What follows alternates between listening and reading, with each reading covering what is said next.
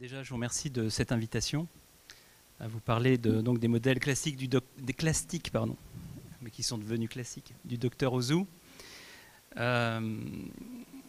J'espère que je ne vais pas être aussi superficiel que Jérôme a été profond. Moi, j'ai été absolument passionné par sa présentation que j'avais déjà vue, mais c'est chaque fois un plaisir. Les modèles classiques du docteur Ozu sont vraiment quelque chose d'extrêmement étendu. On en compte plus de 300. On n'en connaît bien que quelques-uns. Donc j'ai choisi de vous faire une présentation, et vous m'en excuserez, extrêmement généraliste, qui est en fait tirée d'un livre qui a été publié par La Martinière il y a quelques années, qui est un livre, vous savez, la catégorie des beaux livres, donc c'est un résumé avec des belles photos. Et donc je vais reprendre certaines photos de ce livre qui sont dues à Didier Gaillard, puis à d'autres photographes. Et ensuite, je me mettrai à votre disposition, si tant est que je respecte le temps, ce que je vais essayer de faire, pour répondre à d'éventuelles questions. Voilà. Donc simplement, les modèles classiques du docteur Ozu, pour comprendre d'où ils viennent, il faut repartir de ce qu'est le problème de l'anatomiste.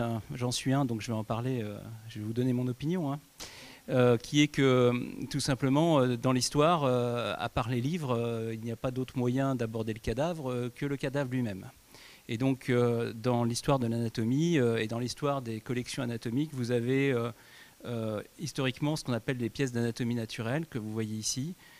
C'est une pièce qui est conservée dans le musée dont je m'occupe, à l'école vétérinaire. C'est une pièce de 1765 qui vous montre un homme disséqué sur un cheval, disséqué de la même façon. Et c'est une momification, donc c'est vraiment la technique la plus ancienne utilisée en anatomie, qu'on utilise encore un tout petit peu, et qui consiste à retirer l'eau et à protéger ensuite de l'attaque de la vermine, ou plutôt des insectes, pour être précis, qui dévorent ce type d'écorchés. Et c'était des écorchés qu'on préparait en général l'hiver, quand les corps ne se putréfiaient pas trop, puisqu'il n'y avait pas de frigo, et puis qu'on ne connaissait pas le formol, qui est apparu en 1870, donc on avait énormément de problèmes pour conserver ces corps. Donc on les disséquait l'hiver, et puis ensuite on les utilisait l'été, lorsqu'on ne pouvait pas disséquer, pour présenter l'anatomie. Donc c'est des sortes de mannequins qui étaient réalisés à partir d'un corps mort. Ce sont des mannequins qui sont... je ne vais pas rentrer dans le détail, mais l'anatomie est un dogme, ce n'est pas toujours une vérité, et en fin de compte, c'est des interprétations. On sculpte dans le corps une vérité, un petit peu comme Mondino démontrait des choses qui avaient été dites par Galien, des fois totalement fausses. Eh bien, on peut être amené à transformer l'anatomie pour répondre au dogme. Donc ça, c'est des interprétations anatomiques sur des vrais cadavres. Alors ça donnait des corps lacunaires, aucun intérêt pour la chirurgie, parce que globalement, le fait que ce soit desséché, que le corps ait perdu 70% de son volume, ça ne permet plus d'imaginer quelle artère passerait derrière tel muscle, et donc le but étant la chirurgie, ce n'était pas forcément bien. Alors on est passé ensuite, historiquement, enfin en réalité les deux choses ont été totalement concomitantes, se sont juxtaposées par la suite des techniques de reconstruction du corps. Donc on créait des sortes de facsimilés, si j'ose dire, de corps. Et là on a fait appel à des artistes ou à des artisans, des gens capables de recréer ça. Et rares sont les anatomistes qui étaient capables de faire ça. Globalement, ils étaient capables de disséquer. Donc leurs noms sont en général attachés à ces types de mannequins que je vous ai montré auparavant, de Fragonard dans le cas présent. Alors ça, voilà une tête anatomique de la toute fin du XVIIe siècle, de Gaetano Zumbo.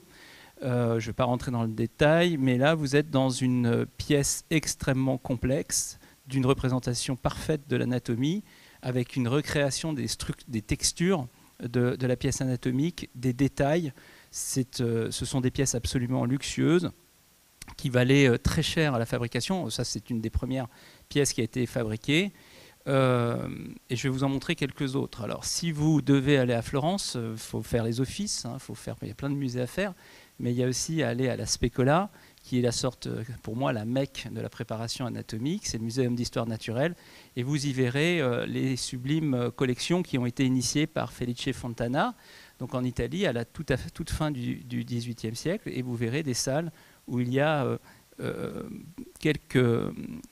plus que quelques dizaines d'ailleurs, de pièces anatomiques en cire, dont les plus impressionnantes sont celles qui sont au centre, qui sont des mannequins complets qui exposent au regard du visiteur tous les détails de l'anatomie. Et puis il y a énormément de pièces qui sont isolées, qui permettent de représenter une zone particulière ou un système selon les cas. Alors la cire a été énormément utilisée, extrêmement pratique pour rendre la texture de la peau du cadavre humain, puisque nous sommes un peu blafards après notre mort, du fait de l'arrêt du cœur.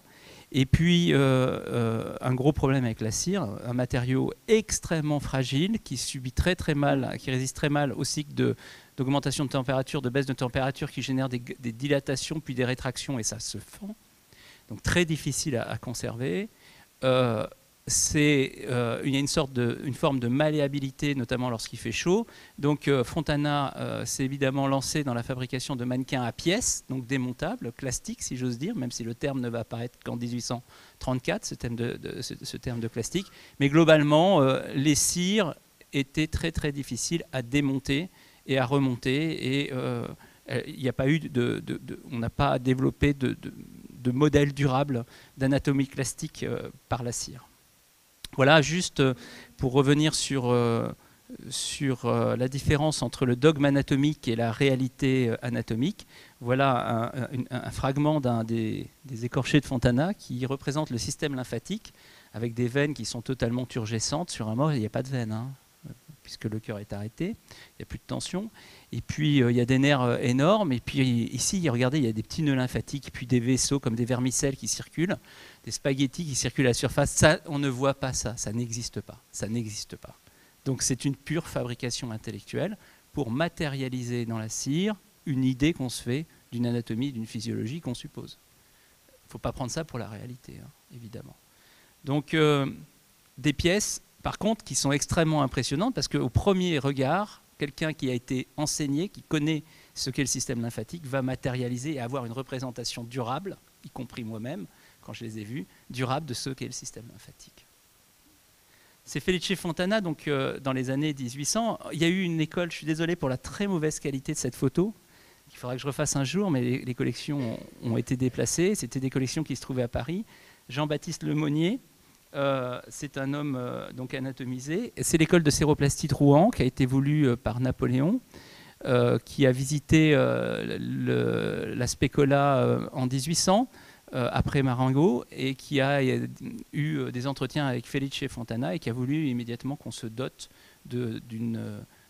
D'abord, il a acheté des mannequins à Felice Fontana qui se trouve à Montpellier pour partie, et un mannequin se trouve à Paris.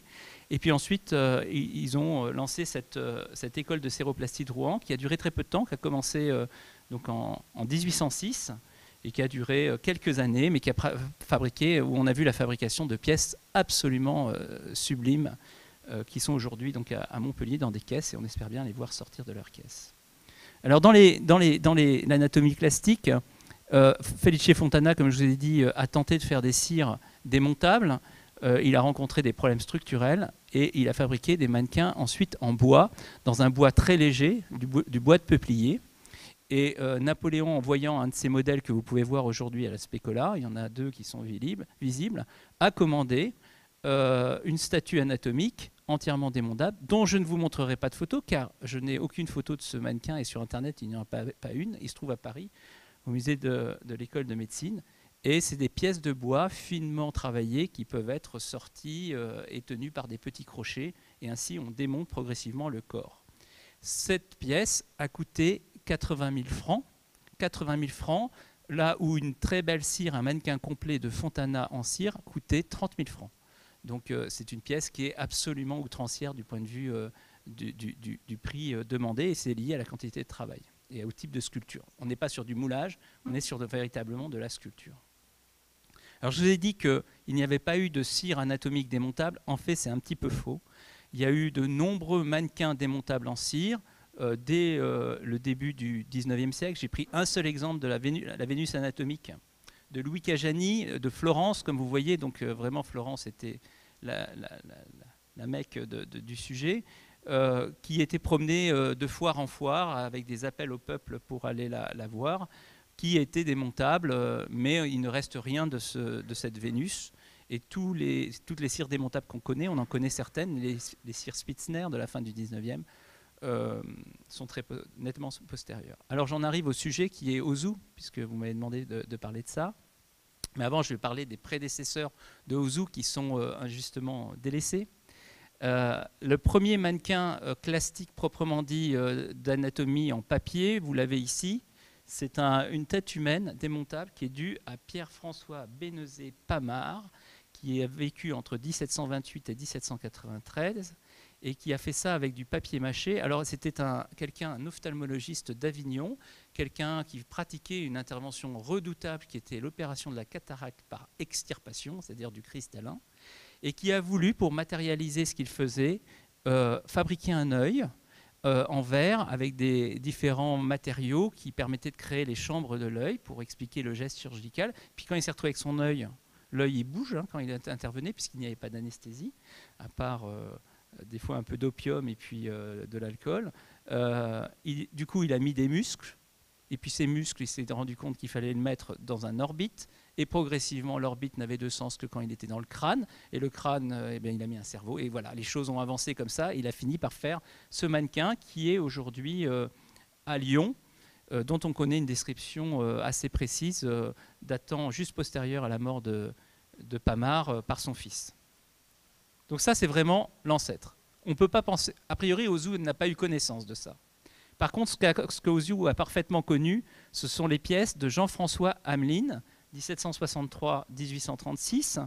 C'était un médecin de Caen qui avait la réputation d'avoir connu quelques difficultés avec l'anatomie dans ses études. Et se trouvait que lorsque on a créé une école secondaire de médecine à Caen en 1808, il a été nommé professeur d'anatomie. C'était un praticien de la ville. Il a immédiatement reproduit des modèles qu'il avait mis en place lors de ses études pour essayer d'apprendre l'anatomie. Il a pris un squelette et puis il a pris des petits morceaux de cuir. Il a essayé de fabriquer des fantômes de muscles et puis des nerfs en fil pour essayer de s'imaginer, de matérialiser cette anatomie. Et puis le résultat a été décevant et il a refait son mannequin en utilisant quelque chose de très peu cher, du carton bouilli, du papier mâché. Qu'il a sculpté, qu'il a modelé, qu'il a moulé de manière à créer l'ensemble de ses muscles. Et en 1816, il présente à l'Académie de Caen une pièce, un mannequin complet de l'humain que je vais vous montrer, qui est là. Le voilà, ce mannequin. C'est un mannequin qui est tout à fait superbe, qui est démontable avec une très grande quantité de pièces qui se retirent comme ça, tout à fait délicatement. Et vous avez des montages spectaculaires. Vous voyez ici une jambe humaine avec des sortes de cadres qui permettent de maintenir des vaisseaux. C'était un travail totalement novateur. Il a été apprécié à Caen. Il y a eu un rapport qui est paru sur cette pièce fait par la Société royale de médecine, qui soulignait l'intérêt, en tous les cas, des plans musculaires, mais la mauvaise qualité des plans viscéraux, et qui disait finalement qu'on était sur une structure très intermédiaire. À la fois, c'était très positif, ça servait beaucoup aux débutants pour poser les choses, mais le praticien expérimenté dépassait largement ce niveau-là. Et par ailleurs, pour les artistes, on avait un besoin de détail qui était bien supérieur à celui qui était proposé par ce modèle. Mais toujours est-il qu'il avait inventé quelque chose, ce Jean-François Hamelin, et qu'il a présenté ça à Paris plusieurs fois. Et en gros, jusqu'en 1821, de 1816 à 1821, ce modeste praticien va connaître pas une gloire, mais une certaine renommée parisienne. Tout ceci, pour reprendre les mots des comiques, c'était avant Louis Ozu. Louis Ozu est un Normand, tout à fait comme Jean-François Hamelin. Et oui, excusez-moi, je vous montre ici le mémoire sur l'utilité, qui était le mémoire qui avait été publié sur ces pièces. Voilà. Donc voilà le problème de Jean-François Hamelin qui arrive. Alors là, bien âgé, c'est Louis Ozu, 1797-1880, c'est quelqu'un qui a vécu donc 83 ans.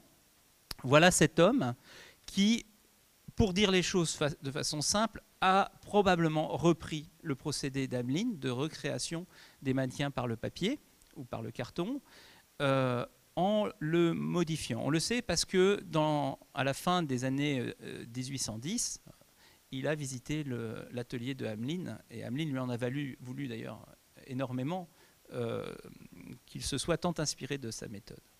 Alors, cet Ozu, très rapidement, voilà son acte de naissance. Il est né à Saint-Aubin-d'Écreville, c'est à côté d'Évreux. Il est né donc en 1797. C'est le fils d'un cultivateur. Il y a deux familles Ozu à cette époque, des gens pauvres et des gens riches. Lui, il vient de la famille des gens plutôt aisés. Son père gère notamment la mairie les aspects administratifs de la mairie de Saint-Aubin. Donc, pas des gens très riches, mais des gens assez aisés pour la région. Voilà sa maison natale. Donc, vous voyez que c'est une belle maison. Voilà.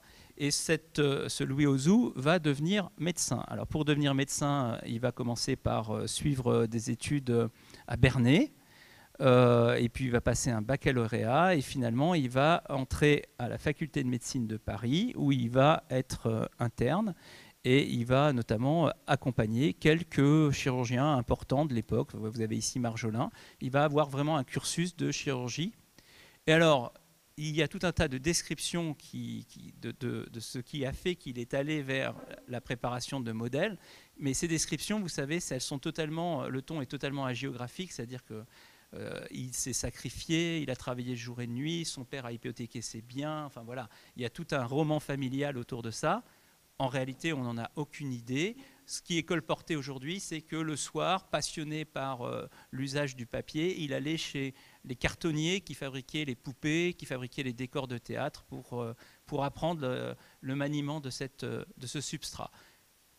Probablement que c'est ce qui s'est passé parce que vous allez voir que cet homme est diplômé dans les années 18, enfin à la fin des années 1810 de la faculté de médecine de Paris. Et très rapidement, il va se mettre à produire des spécimens tout à fait impressionnants et qui montrent une maturité spectaculaire, que je ne vais pas pouvoir vous montrer malheureusement parce qu'ils ont disparu. Alors, il soutient sa thèse, vous le voyez, en juillet 1822 devant la faculté de médecine de Paris. Une thèse, d'ailleurs, j'ai mis le frontispice ici, c'est la dissertation sur la vipère, où il étudie tout l'appareil venimeux de la vipère.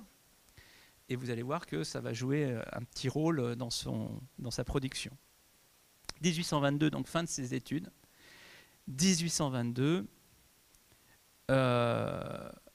il va présenter alors je ne sais plus si c'est la Société royale de médecine ou l'Académie royale de médecine. L'Académie, voilà, merci. Je ne sais plus en quelle date ça change, mais il présente à l'Académie une pièce qui est ce qu'on appelle un membre abdominal. Alors un membre abdominal, c'est une jambe inférieure avec le bassin et l'ensemble des organes génitaux, urinaires et compagnie à l'intérieur.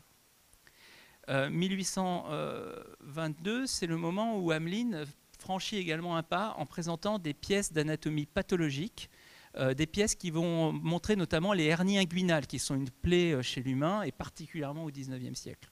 Donc c'est la sortie, en gros, pour faire simple, de masses de graisse ou de portions d'intestin par les anneaux inguinaux. C'est dramatique et ça doit être réduit par la chirurgie. Et Hamelin commence à inventer des mannequins sur lesquels on peut faire passer dans les anneaux inguinaux, donc dans ces mannequins en carton, on peut faire passer des petits bouts des faux viscères en tissu et puis s'amuser à essayer de les remonter, à les palper, toutes ces choses-là. Donc c'est un plan, c'est un usage qui devient dédié à l'apprentissage de la technique chirurgicale. On sort de l'anatomie pure. Les deux présentent les pièces en même temps. Eh bien, Ozoux va avoir une très très bonne réception et Hamelin va littéralement disparaître en 2 années.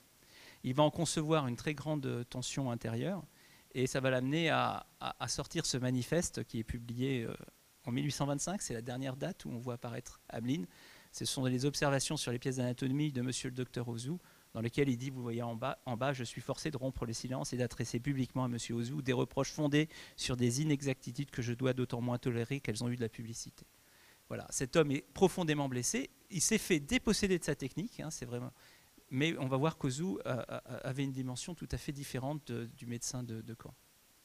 Alors il va présenter en 1823 une autre pièce qui est une tête exactement comme celle de Pamard avec le début du thorax. Très très bonne réception. Il est gratifié d'un prix et il a une commande de l'État pour la fabrication d'un modèle, donc 1823, et d'un modèle complet de l'homme, exactement à la manière d'Hamelin, et le modèle sort en 1825. Différence majeure entre Ozoux et Hamelin, c'est qu'Ozoux a déjà pris un coup d'avance. Il ne va pas prendre un squelette humain réel, il va fabriquer un squelette en papier. Ce qui fait que le squelette pourra être reproduit à l'envi et on gardera toujours ce squelette comme matrice et on replacera des muscles standardisés. Alors que dans la technique d'Ameline, dès que vous changiez la taille de l'individu ou sa corpulence, il fallait tout refaire. Donc il va prévoir l'industrialisation du process. La seule chose en 1825, c'est qu'il a des dents naturelles. J'ignore pourquoi il s'est embêté à poser des dents naturelles. Bon, on ne peut plus lui demander, mais il y a des dents naturelles, 1825. Enchantement des rapporteurs qui trouvent la démarche formidable. Ozu, en 1828, va créer une fabrique dans sa ville, dans son village natal de Saint-Aubin-d'Écreville.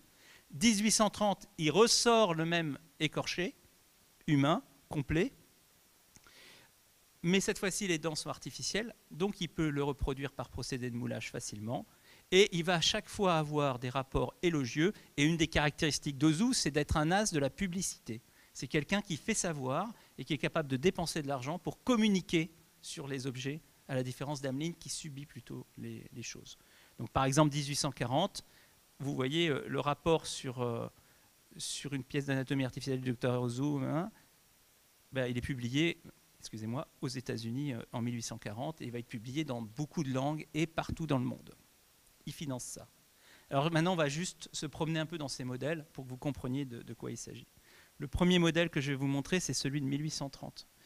Celui de 1825 existe. Il est probable que je mourrai sans le voir. Il est dans les mains d'un collectionneur belge. Je n'ai pas réussi à obtenir une photo. Ce modèle de 1830, vous l'avez là. Donc c'est un homme qui est dans la pose d'Antinoé, de l'Antinoé antique. Donc vous voyez que déjà il est debout, c'est une révolution. Il n'est pas posé sur une planche. Il tient sur un pied, le pied droit. Donc on peut donc tourner autour. On peut l'exploiter totalement. Donc il n'y a pas de perte de matière. On peut démonter les différentes pièces. On va voir comment. Déjà en regardant un détail. Voilà ici un détail de cette tête humaine. Et vous voyez que chacun de ces muscles, ce muscle-là qui est ici, peut être détaché. Et on voit ici, au-dessus de la main, là, des toutes petites ferrailles, qui sont des petits ronds dans lesquels on va rentrer des broches de manière à pouvoir caler l'ensemble. Donc vous avez ça ici. Vous avez des axes qui permettent de fixer ces éléments. Voilà ici un petit piton métallique, vous voyez, qui rentre dans une pièce ronde. Alors bien sûr, il y a un ordre de démontage extrêmement précis, qui va d'ailleurs être la cause de la perte de beaucoup de modèles, car autant on est passionné lorsqu'on fait l'enseignement par le démontage du corps, autant le remonter, c'est pénible. En plus, il y a des déformations, on a du mal, un peu comme la cire. Et donc beaucoup de modèles vont rester non remontés, avec des déformations fatales par la suite, qui ne permettront plus la remise en jeu. Voilà, dans la publication, c'est une publication de 1839, vous voyez la technique de démontage où on prend un stylet pour soulever le muscle et qu'on va délicatement poser. Et chaque muscle, donc chaque élément est numéroté dans un ordre et présente des détails anatomiques. Ce grand homme, je l'ai noté parce que j'allais l'oublier, de 1830, est formé de 126 pièces et il y a 1115 formations anatomiques détaillées. C'est-à-dire que c'est sensiblement ce qu'on trouve dans un livre d'anatomie. C'est une transcription à la 3D des connaissances anatomiques.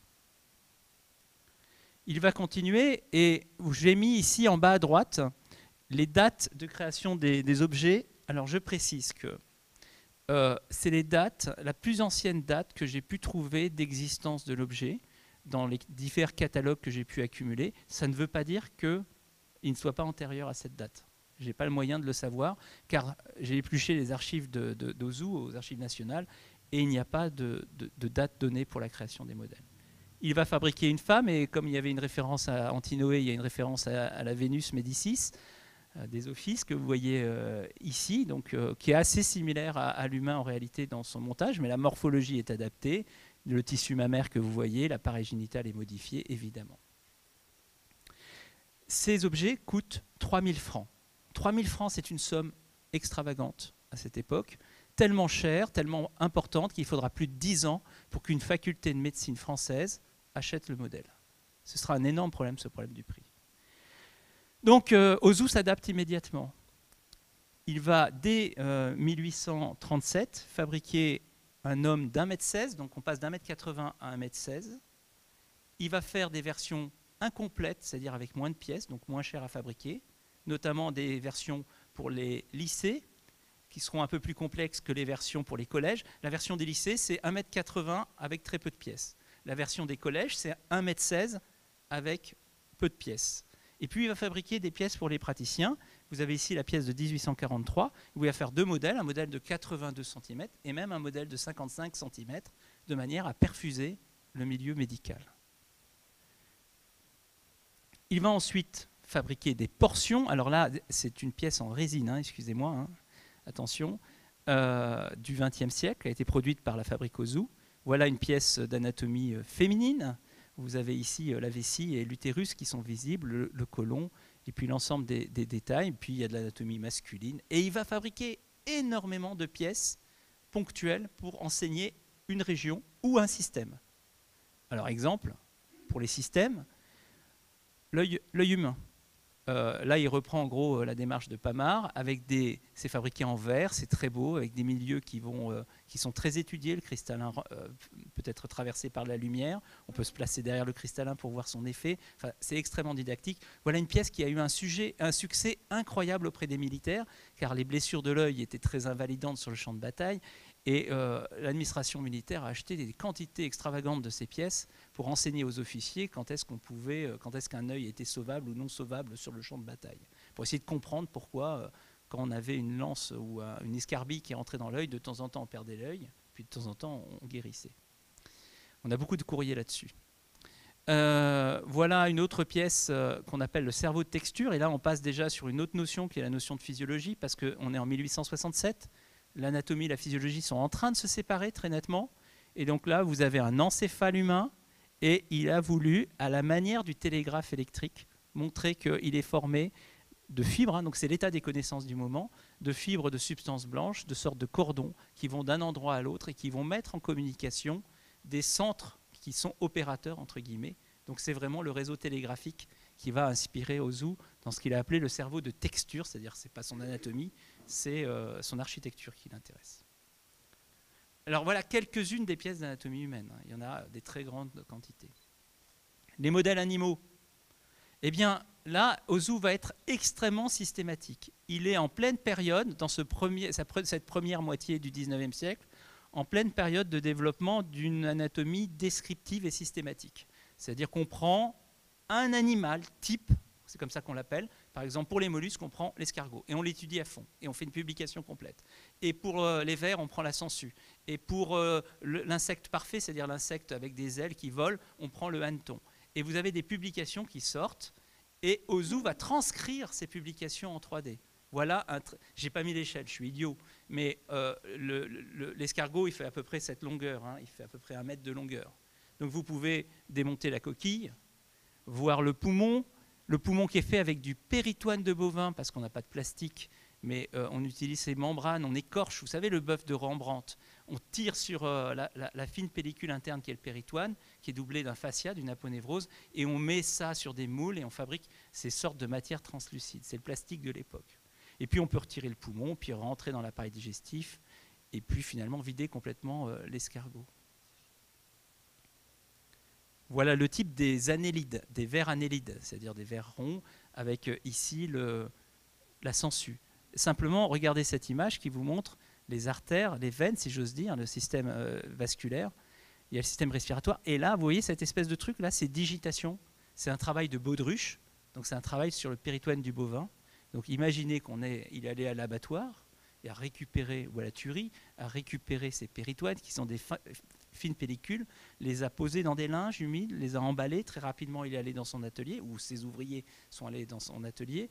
On posait ça sur des moules, et puis on a fabriqué ces éléments translucides qu'on va peindre extrêmement délicatement, générer des transparences. On peut avoir plus de 20 couches de glacis pour arriver à la texture qu'on souhaite. Donc c'est un travail totalement luxueux. Voilà une pièce qu'on a au musée, incroyable, et vous voyez qu'elle a été dépliée ici. C'est un hanneton. Pourquoi? Parce qu'en 1828, il y a un grand anatomiste de Strasbourg qui s'appelle Hercule Strauss-Durkheim qui a publié l'anatomie du hanneton, un livre merveilleux, et donc il transcrit en 3D l'anatomie du hanneton de Strauss-Durkheim, et il fabrique même des ailes en péritoine de bovin, toujours la technique, ce qu'on appelle la baudruche. Vous le voyez, donc il y a des armatures en papier, avec des fils métalliques à l'intérieur qui tiennent les ailes qu'on peut déplier. Voilà une pièce qui a été faite au milieu du 19e siècle et qui est toujours fonctionnelle. On peut l'ouvrir et à ce moment-là, on voit tous les détails des appareils respiratoires, digestifs, de l'ensemble de la musculature. Alors évidemment, quand vous disséquez un hanneton avec des élèves, c'est quand même un peu cossu de voir les détails anatomiques. Et là, les choses deviennent évidentes puisque le hanneton fait de la même façon la moitié de la table. Rapidement, la perche, ce qu'on appelle la perche de mer, en fait c'est le bar que vous voyez ici, démontable de la même façon. 1848, une chance extrême pour Ozu. Il produit à des fins de sériciculture le ver à soie. Avec, regardez, je vous ai pris une photo de détail pour vous montrer ici des éléments musculaires et tendineux de détail, une pièce fabuleuse, entièrement démontable, pour enseigner aux éleveurs l'anatomie et la physiologie de cet animal dont ils dépendent. 1848, c'est 2 ans avant la flacherie et la pébrine, c'est-à-dire les 2 maladies qui vont littéralement décimer les élevages de ver à soie dans le sud de la France, occasionner une crise agricole et économique majeure dans le sud de la France. Et il est évident que ce modèle va être produit en très grande quantité, parce que désir de connaissance pour mieux comprendre ce qui se passe. Juste pour information, vous savez que c'est la première fois que Pasteur va juguler une maladie. C'est le ver à soie qui va lui servir de modèle, après le vin. On produit les adultes. Et puis, puisqu'on est dans les animaux utilitaires, un autre exemple avec la ruche, très détaillée. Vous avez ici une ruche avec les alvéoles qui sont comblées par la cire, mais il y a la propolis, il y a le pollen, il y a absolument tout est représenté. Et on peut même, regardez ce détail, disséquer les petites abeilles elles-mêmes. Donc on est dans un niveau de perfection incroyable. Tardif, 1869, une star, le gorille, très peu d'exemplaires. Voilà l'exemplaire de la Sorbonne qui a été déposé au Muséum national d'histoire naturelle. C'est un gorille qui a été offert par Napoléon III à Ozu, car Ozu avait, lors d'une conversation, d'une démonstration d'anatomie qu'il avait fait à la famille impériale, révélé sa passion pour les gorilles. Vous imaginez, les grands singes étaient en train d'être découverts. On n'en connaissait que des peaux et des crânes. Et Ozu, qui était riche, collectionnait les crânes. Et voilà que l'empereur fait envoyer par son aide de camp de l'actuel Gabon un gorille femelle. Ce sera la première gorille à pénétrer en France. Et il y aura une dissection publique au domicile de Ozu qui va durer plusieurs jours. Et il va sortir ce modèle-là, extraordinaire, taille naturelle du gorille. Bon, et je vais vite. Modèle, ça c'est juste une partie du dindon pour les oiseaux et la tête de vipère qui est en lien avec sa thèse, avec tout l'appareil venimeux qui est absolument détaillé. Dans les pièces majeures, il faut que j'accélère, hein, le cheval. Le cheval a été un succès commercial colossal pour l'entreprise Ozu. Ce cheval, c'est le cheval de mon musée, qui est un cheval dit incomplet, qui valait donc 2000 francs or, produit en 1844, entièrement démontable. Et donc l'idée, c'est que vous ouvrez, vous retirez les petits crochets qui sont là, vous retirez les membres qui sont là, et vous levez le capot de la machine, littéralement, la partie supérieure. La queue vient se planter dans la cuisse pour stabiliser l'ensemble. Donc il y a une répartition du poids qui est incroyable car la pièce est très lourde. Et là, vous voyez apparaître l'intestin tel qu'un chirurgien le verrait. Vous pouvez retirer progressivement ce segment pour voir mieux l'autre partie du côlon. Et vous verrez à ce moment-là l'estomac qui est fenestré et l'ensemble des détails de vascularisation. Je vous ai fait un gros plan pour que vous voyez la beauté des segments qui sont représentés. Il y a des fileuses d'artères, de veines, de lymphatiques qui viennent et de nerfs qui viennent poser ça sur les pièces très délicatement. On lui en commandera 68 exemplaires au prix de 4000 francs, ce qui est une somme extravagante. Bien sûr, on ne peut pas manipuler ces objets sans avoir le livre qui va avec, qu'on appelle le tableau synoptique, avec chacune des pièces et l'ensemble des choses qui sont détaillées pour chaque pièce. Le cheval complet, je ne l'ai pas noté, mais de mémoire à 3700 détails anatomiques commentés.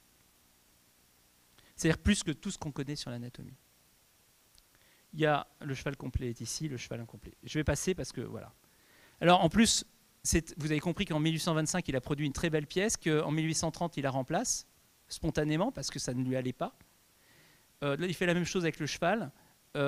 Il a produit son cheval en 1844. On lui fait quelques critiques en 1850, très discrètement, sans jamais le citer. Le seul endroit où on voit apparaître ça, c'est dans ses archives où il y a cheval type arabe. Il substitue à son ancien cheval un cheval arabe, car à cette époque, on est dans une véritable passion pour les chevaux d'Algérie, pour Abdelkader et compagnie, et il va opportunément refaire son cheval. Je ne sais pas si vous vous rendez compte, il a fait un cheval, c'est un travail, moi je ne peux pas imaginer comment il a fait ça, mais en plus il le refait quelques années après, parce qu'il y a quelques éléments qui ne conviennent pas. Et puis des quantités de pièces, des articulations malades qui vont servir aux militaires pour choisir les bons chevaux, des mâchoires pour pouvoir faire la diagnose de l'âge de l'animal, être capable de reconnaître, pas se faire vendre un cheval de 14 ans pour un cheval de 5 ans. Les maquignons étaient extrêmement habiles pour transformer l'âge. Donc des séries de mâchoires qui vont être des succès commerciaux incroyables. Tout ça est fait dans une entreprise, je vous la présente rapidement, Saint-Aubin-d'Écreville. Vous avez ici les ateliers, tout à fait au début du XXe siècle. Alors, Ozu est un républicain. C'est quelque chose de fondamental pour comprendre qui il est. C'est un républicain qui va, d'ailleurs, après le coup d'État du futur Napoléon III, avoir des soucis policiers majeurs. Hein, il va être mis sous surveillance. C'est un républicain, il est maire de sa ville à partir de 1840, et il va instaurer dans ses ateliers un modèle économique et social qui va faire l'objet de publications par les économistes du XIXe siècle. Pour faire simple, il y a un conseil des ouvriers qui décide du règlement intérieur. Il y a des amendes qui sont infligées lorsqu'on ne suit pas ce règlement intérieur. Ces amendes vont à un fonds de solidarité qu'Ozu place à côté de sa fortune adosse à sa fortune de manière à le faire fructifier, ce qui permet de payer des congés maladie, de payer des retraites. Tous les mois, une partie du salaire est prélevée et posée dans des caisses de prévoyance. Tous les jours, il y a cours d'anatomie pendant 1 heure, ce qui fait que tous les gens qui visitent, notamment les médecins, vont être sidérés de voir des enfants être plus compétents que les médecins parisiens. Il va même avoir certains de ses ouvriers qui vont devenir professeurs de médecine. Il y a Jean-Pierre Boucher qui, en 1833, deviendra professeur de médecine à Alexandrie. Malheureusement, il ne durera pas, il attrape la variole et meurt 6 mois plus tard. Mais simplement, vous avez un modèle d'éducation, il considère qu'on ne peut pas produire de façon qualitative si on ne comprend pas ce qu'on fait. Et donc, tous ces ouvriers deviennent des merveilleux anatomistes. Alors voilà, très rapidement comment c'est fait. Des moules en alliage de Darcé, donc un alliage d'imprimerie, posés sur des âmes en bois. On vient bourrer de la pâte à l'intérieur de ces moules. On écrase ça avec une... Voilà le pressoir originel, hein, c'est le pressoir à cidre qui servait dans la fabrique. On écrase pendant une nuit les pièces, et puis ensuite on démoule, on obtient ces choses un peu irrégulières, on les consolide, on les ébarbe, on les rapapillote, c'est-à-dire qu'on pose un papier dessus, et ensuite ça va être tout le savoir-faire de ces ouvriers que vous voyez là, rassemblés au début du XXe siècle, qui vont peindre et puis planter, faire traverser les artères, les veines, les nerfs. Chacun est spécialisé. Et alors une caractéristique qui est notable, c'est que donc il y a entre 100 et 120 étudiants, c'est presque des étudiants ouvriers, et ça va de l'enfant au vieillard ultime, c'est-à-dire que toutes les catégories d'âge ont du travail, tout le village travaille pour Ozu. Voilà ces ouvriers au travail, dans une vue un peu plus réaliste, ces femmes en train de peindre. Alors il est terrible Ozu parce qu'il astreint au travail, à l'exercice physique. Par exemple, il faut faire du vélo, donc il achète les premiers vélos et les gens font du vélo dans Saint-Aubin. On est obligé de savoir lire et écrire, c'est-à-dire qu'il y a des cours du soir parce qu'on doit monter systématiquement le niveau des ouvriers. Voilà ces ajusteurs, voilà cet enfant qui commence à manipuler une oreille. Et puis voilà le magasin parisien qui montre ici le gorille. Alors la formation, je vais aller très vite. Non mais parce qu'il est déjà 50. Ah bon. La formation. Tout est adossé à un plan de formation. C'est-à-dire que rien n'est fait au hasard dans ce que fait Ozu. S'il fabrique le cheval, c'est parce qu'il a bien compris qu'il y a une crise énorme sur le cheval de luxe et le cheval de guerre. En gros, la France produit les animaux nécessaires à l'armée en termes numériques, mais en réalité, la façon de les gérer dans les 3 premières années de la vie font que sur les 700 000 chevaux produits par an, il n'en reste presque plus d'utilisables. Parce que c'est une catastrophe. Les Français étaient très mauvais en élevage, on ne le dit jamais assez, au XVIIIe et au XIXe siècle. Et donc, on est obligé d'acheter les chevaux à l'étranger. Alors c'est très ennuyeux quand vous achetez vos chevaux en Allemagne et que vous préparez éventuellement une guerre contre l'Allemagne. C'est très embêtant. Donc, globalement, il va produire du cheval parce qu'il sait que l'administration de la guerre est en grande difficulté et qu'il faut lui proposer un plan pour rehausser le niveau des éleveurs de chevaux. Alors, comment est-ce qu'il va s'y prendre? Alors, par exemple, à partir de 1830, à Paris, dans sa maison, hein, il s'enrichit très rapidement. Tous les dimanches à 13 h, gratuitement, pour qui veut, il y a des cours d'anatomie. Il y a 9 leçons d'anatomie, vous les avez, les séances, qui durent sensiblement un après-midi, et où il va expliquer au peuple, mais en fait c'est un peuple très éduqué et très fortuné globalement qui vient, tous les détails de l'anatomie comparée. C'est-à-dire qu'au zoo, ne sépare pas l'humain des autres animaux. Hein. Tout est dans un continuum zoologique. Donc notamment, il va produire des systèmes vasculaires qui vont de la moule à l'humain, pour faire simple, et où on voit l'évolution se faire. Donc on est vraiment dans une démarche comparative, extrêmement moderne dans la démarche. Non pas dans le savoir, dans la façon de le présenter. C'est-à-dire d'oser le dire au peuple, de le montrer au peuple. Donc 1839, les leçons élémentaires d'anatomie et de physiologie, et pour chacune de ces séances, il y a une multitude de pièces. Et évidemment que les gens qui ont assisté à ces séances, et notamment les institutions, achètent ces pièces pour reproduire ça, qui dans les collèges, qui dans les écoles normales et compagnie. Donc il va y avoir comme ça une grande diffusion. Et puis, il va remanier ces leçons d'anatomie et de physiologie, et puis faire une deuxième édition en 1858 qui est beaucoup plus volumineuse et qui prend en compte les modèles qu'il a réalisés un peu plus tardivement. Voilà, par exemple, dans l'ouvrage de 1839, les planches du cheval. Donc le cheval est déjà anticipé par Ozu. Alors je vous ai dit qu'il ne fait rien par hasard, Ozu. Hein. C'est vraiment un chef, un capitaine d'industrie. En gros, il a constaté, je vais juste vous donner un exemple de stratégie commerciale qui accompagne sa production. En France, je vous ai dit qu'il y a un énorme problème, insuffisance en France de cheval de guerre et de luxe. Possibilité de l'obtenir en créant dans les régiments de cavalerie des écoles d'éleveurs au moyen du cheval classique. Tout est dit. L'idée d'Ozu, c'est exactement comme pour le mérinos, qui a été un échec terrible au début du XVIIIe siècle et un succès retentissant à la fin du XVIIIe siècle. Ozu explique que quand on a voulu importer les mérinos pour fabriquer de la laine, parce qu'en gros, je vais la faire simple, la France ne produit pas de laine au XVIIIe siècle, ce qui est un problème conséquent, hein, parce que de la même façon, pour se vêtir, il faut aller acheter les laines en Angleterre, en Espagne. On importe des mérinos. Ça commence dès la fin du XVIIe siècle. Mais ces mérinos vont être transportés, tout comme on l'a fait avec les étalons pour les haras, à l'intérieur du territoire français, mais les éleveurs vont les refuser, car ce sont des animaux qui ne sont pas du type habituel pour eux. Donc l'idée que va développer Jean-Marie Daubenton, que vous connaissez peut-être, le gendre de Buffon, ça va être de créer, en 1786, une école de bergers qui va avoir lieu, qui va se créer à Rambouillet. On importe des mérinos, on prend des jeunes gens, on les forme aux mérinos, on les renvoie avec des mérinos chez eux. Et là, ça fonctionne. Et Ozu dit, mais l'endroit, dans ce livre, hein, je vous la fais simple et un peu vulgaire, mais en gros, il y a un endroit où les jeunes passent 7 ans. C'est ceux qui ont tiré le mauvais numéro, qui vont dans les régiments pour faire le fameux service militaire. Donc nous avons 50% de la population masculine qui passe un long temps dans ces régiments. Transformons ces régiments en écoles d'éleveurs de chevaux. Et il va commencer par les régiments de cavalerie, mais il y a un endroit où il y a plus de chevaux qu'en cavalerie. C'est en artillerie. Cavalerie, il faut un cheval sous les fesses d'un gars. En artillerie, il faut 4 à 6 chevaux pour tirer un affût de canon. Donc il va transformer tous les dépôts de remonte, les régiments de cavalerie, les régiments d'artillerie, en école, en formation, en centre de formation pour les jeunes paysans français. Et pour ça, on a besoin de modèles, et c'est les fameuses mâchoires, les membres de chevaux, le cheval complet. Voilà.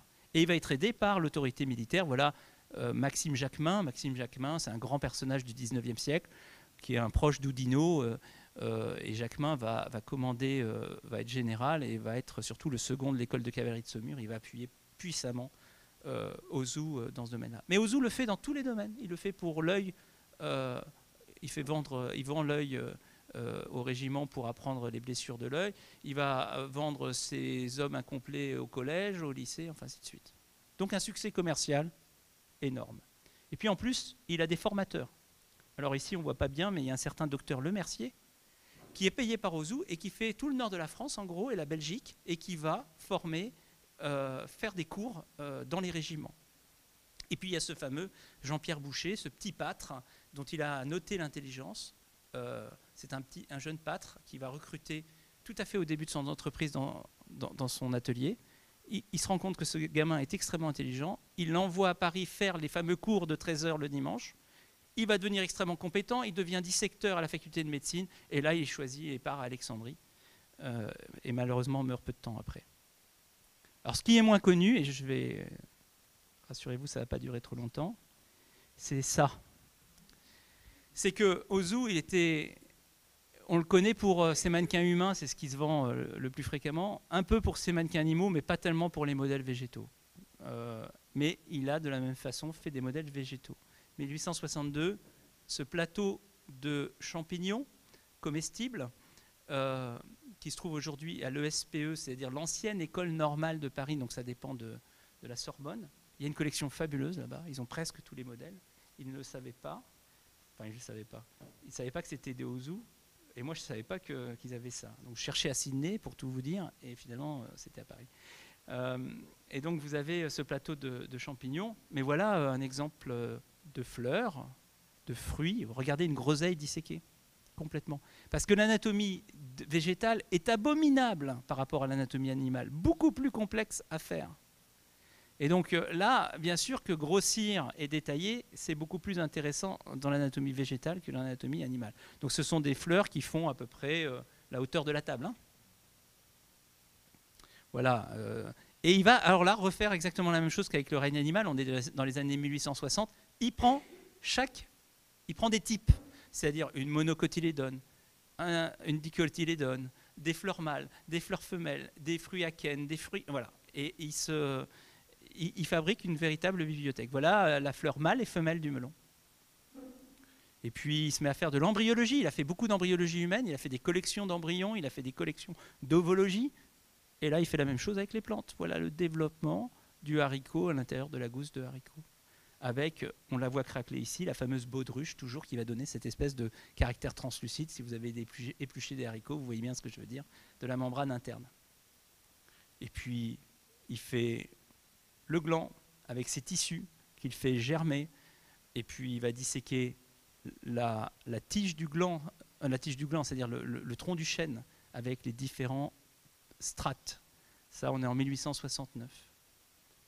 Donc finalement, en 1914, alors il est mort en 1881, 1914, voilà un peu la variété des modèles Ozu qui ont été fabriqués.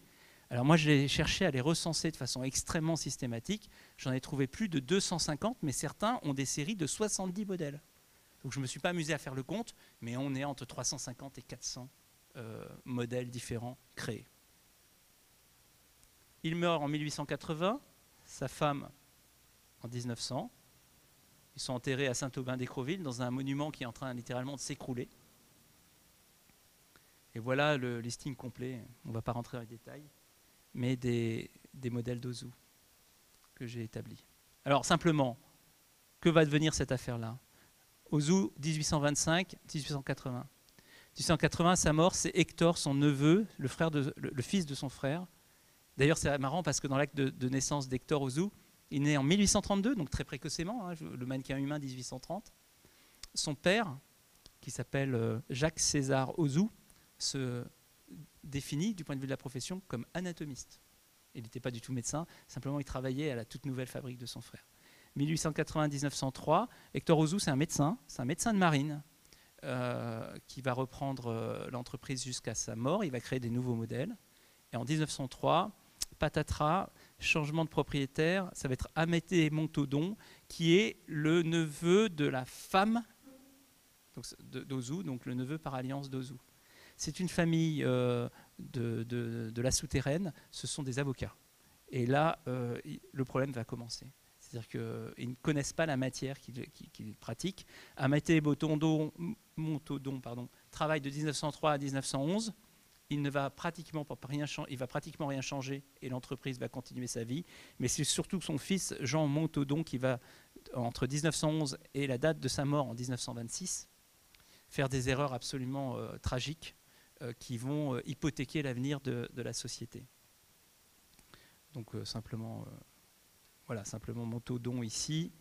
Voilà, Jean Montaudon, qui est le dernier à œuvrer de la famille Auzoux, si j'ose dire. Il est marié à la petite fille d'Eiffel. Il est avocat après la Cour de cassation de Paris. Inutile de vous dire que il ne voit dans cette, quand on lit ses archives, on constate qu'il ne voit dans cette entreprise qu'un moyen de reconnaissance sociale. C'est-à-dire que sur les archives Montaudon, à peu près un tiers représente les demandes de décoration. C'est une société extrêmement en vue, mais par contre, il va tenter de réorienter la société, de la moderniser, il faut reconnaître ça.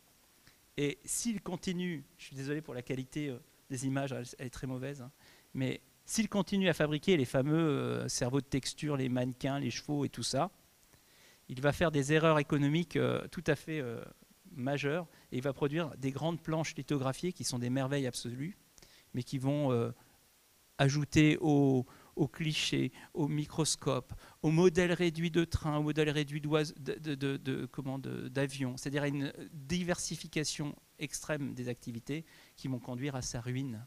Et en 1926, l'entreprise, à sa mort, est en vente à un vil prix. Donc il meurt en 1926. Il va être repris, l'entreprise est reprise donc, quelques années plus tard, en 29, par Henri Barral. Jusqu'en 52, ce monsieur, lui, va être un grand stratège. C'est un chirurgien de marine. Non, excusez-moi, c'est un ingénieur des canons de marine. Il va racheter la maison Tramont, qui est une maison qui est spécialisée dans les cires, et la maison Vasseur, qui est spécialisée dans l'ostéologie. Et donc, il rassemble dans la même société tout le savoir-faire français, pratiquement, dans le domaine de la préparation anatomique, à l'exception des Déroles, mais les Déroles vont rentrer ensuite dans ce consortium. Il meurt en 1952.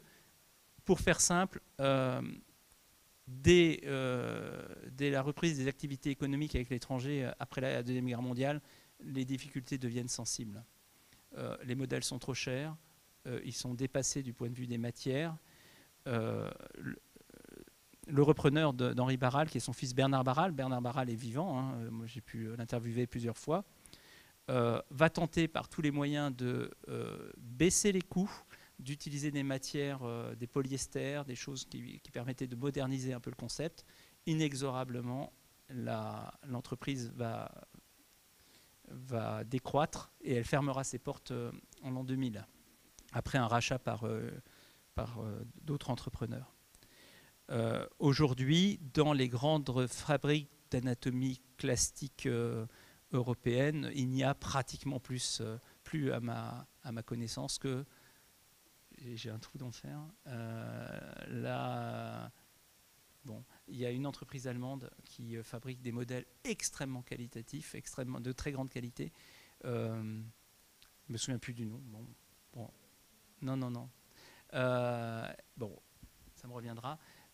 Qui sont à plusieurs milliers d'euros, ces modèles, donc comparables en termes de coût à ce qu'était Auzoux, mais c'est la seule société permanente que je connaisse dans ce domaine-là. Voilà, je suis à votre disposition si vous avez des questions.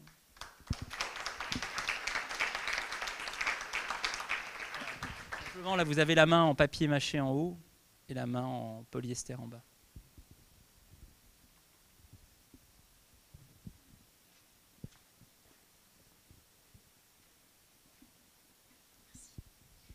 Oui, merci beaucoup pour cette communication passionnante. Je voulais vous demander si vous avez des éclairages à propos d'éventuelles formations artistiques qui auraient été données à Auzoux et à ses ouvriers, parce qu'il y a quand même un sens du volume, il y a quand même un sens de la couleur, et on sait qu'il y a des va-et-vient constants entre... les artistes ont aussi une formation à l'anatomie, en tout cas du temps de l'école, l'Académie royale de peinture et de sculpture. On travaille avec des écorchés comme celui d'Oudon. Donc est-ce que dans l'autre sens, ça marchait aussi? Est-ce qu'on a une idée de la formation éventuellement artistique, par le dessin, par le volume, par la sculpture, dans cette entreprise? Alors moi, j'ai pas beaucoup d'informations. Ce que je peux vous dire, de ce que j'ai trouvé dans les archives, c'est que d'abord, en 1828, quand la société se crée, il y a que 3 personnes qui y travaillent. Et donc il y a la femme d'Auzoux, il y a un ouvrier, une ouvrière et une personne qui est dite sourd-muet, c'est comme ça, et qui était un peintre d'exception. Donc c'est probablement le peintre en question qui a apporté cette touche-là. Ceci dit, Ozu était un extraordinaire dessinateur. Et on a énormément de travaux préparatoires. Enfin, on a au Neubourg, hein, je vous invite à aller voir ce musée qui est merveilleux.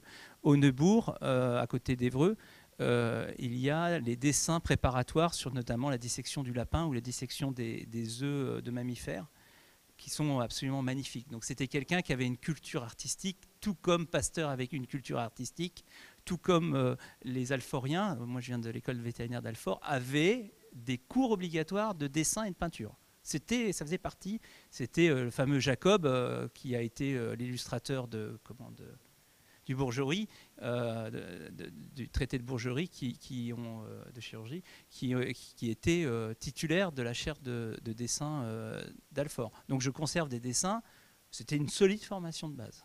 Parce qu'on considérait que pour faire une description de qualité, à un moment, il fallait être capable de la restituer. Voilà.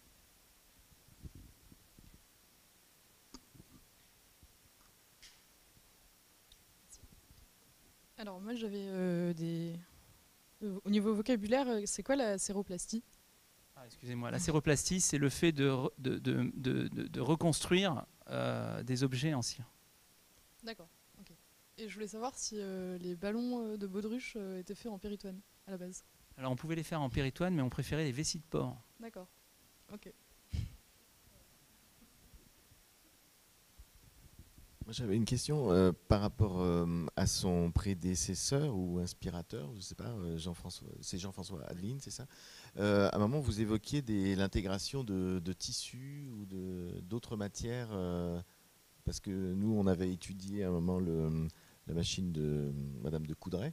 Okay. Et là, dans ces modèles-là, il y a pas de tactilement, il n'y a pas de variation. C'est toujours lisse de la même manière ou est-ce qu'il y a qu'est-ce que c'était que ces modèles qui intégraient une manipulation Bon, alors on en a des narrations simplement par Ameline lui-même. Donc il y a eu deux types. Il y a eu le type, la phase où il était élève de la faculté de médecine, où il semble que ça a été des morceaux de tissu avec du coton à l'intérieur bourré pour recréer des formes de muscles.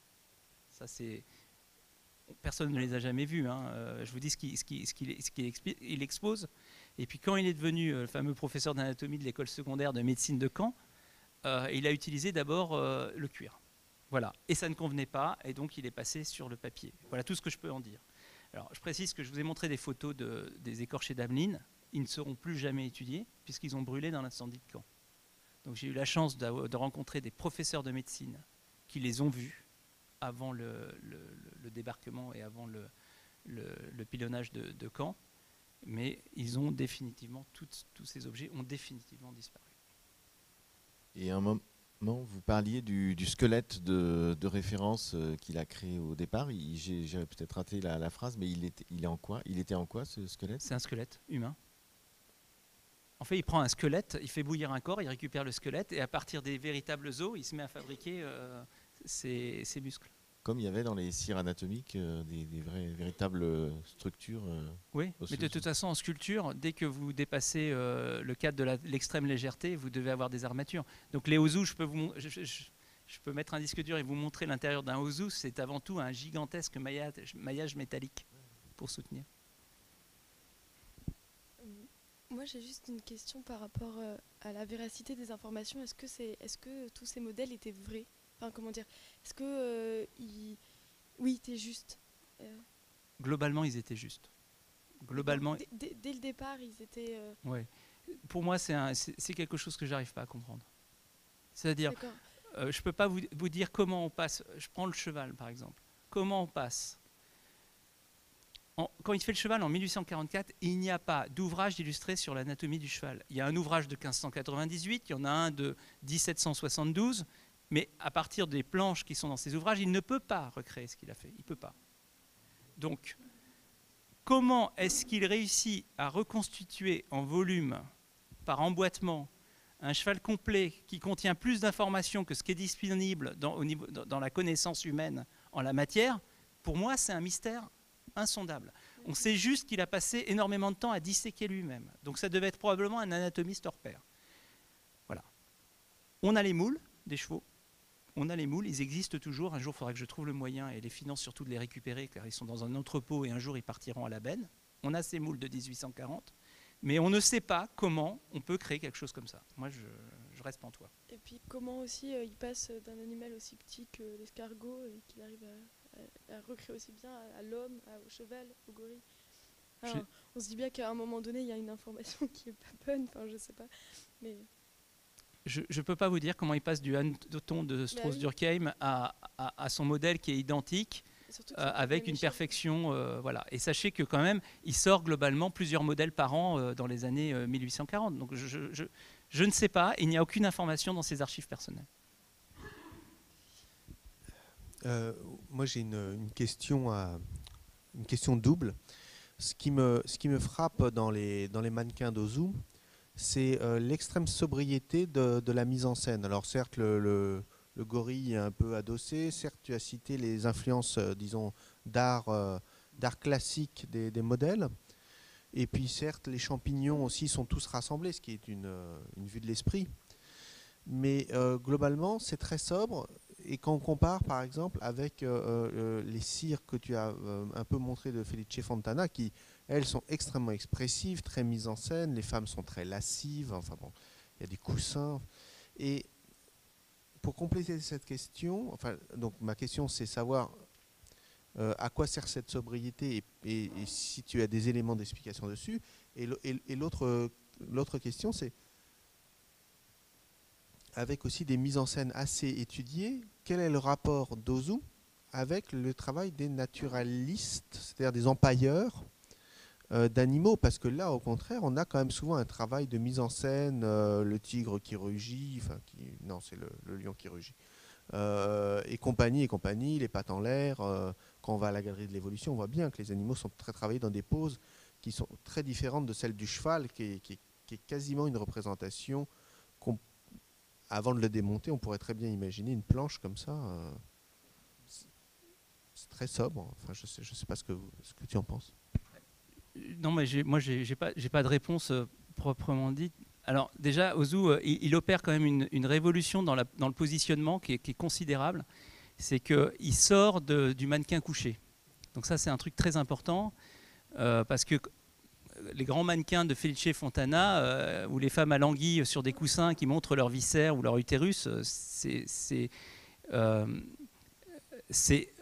seule position avec une seule face exploitable. Et les mannequins sont tellement chers que Ozu va essayer, et je pense que c'est la démarche que tous les anatomistes font, y compris moi quand je fais de la plastination.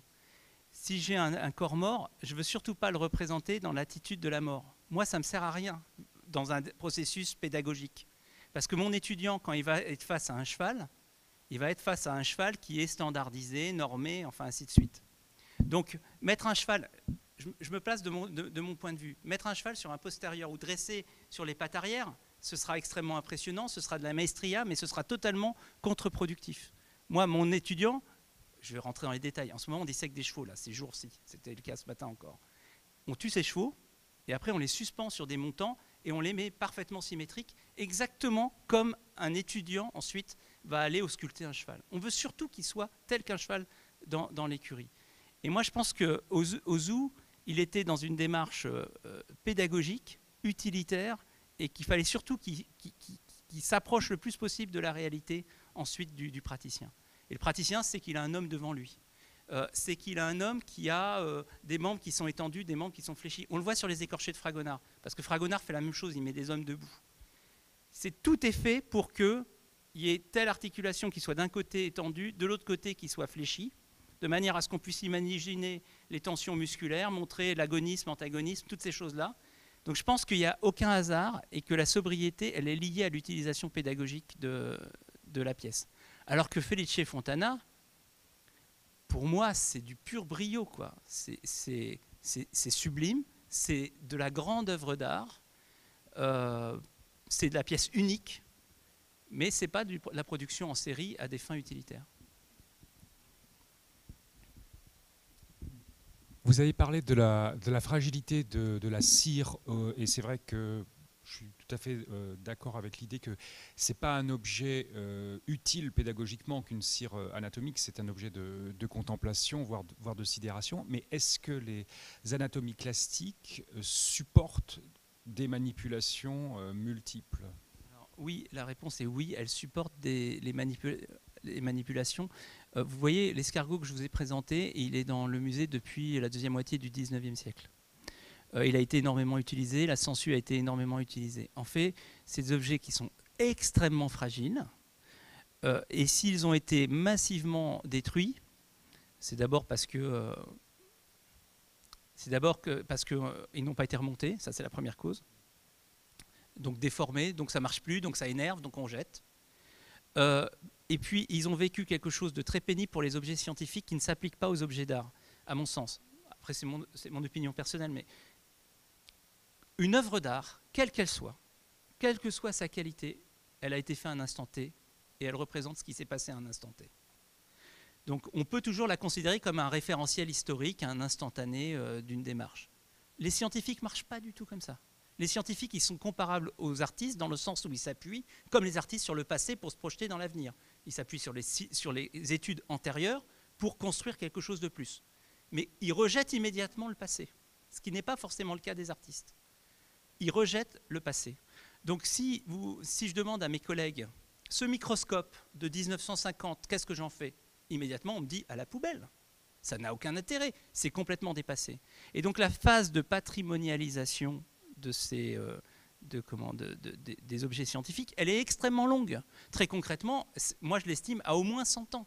C'est-à-dire concrètement, on commence aujourd'hui quelque chose qu'on trouverait de 1910, on va se dire, on va réfléchir. Quelque chose de 1959, il passe à la poubelle tout de suite, globalement. Donc les écorchés de Ozu, ils ont vécu en plein ce phénomène-là. Et ils ont été éliminés massivement quand d'autres moyens, notamment l'imagerie, l'image, sont arrivés. Pourquoi s'embêter à faire ça? Lorsqu'on a démocratisé les publications et le moment où reproduire de l'image ne coûtait pas très cher. Voilà. Et là, ils ont sombré littéralement. Voilà. Alors ensuite, c'est associé à un autre problème. Donc la réponse est oui, ça résiste, mais ça doit être géré de façon très précautionneuse. Et s'ils ont disparu, c'est plurifactoriel. Alors l'autre phénomène qui est fondamental, j'en ai pas parlé, c'est la piqûre anatomique. Alors, pour un anatomiste, ça fait du sens. En 1830, quand vous disséquez un cadavre humain que vous avez récupéré dans un hospice ou dans un cimetière, qui est en putréfaction, et que vous avez le malheur de vous piquer, vous êtes soumis à un processus bactériologique infectieux qui vous emmène à la tombe. Et la piqûre anatomique est une sorte de terreur pour tous les anatomistes, les chirurgiens, les médecins, toute personne qui touche au corps.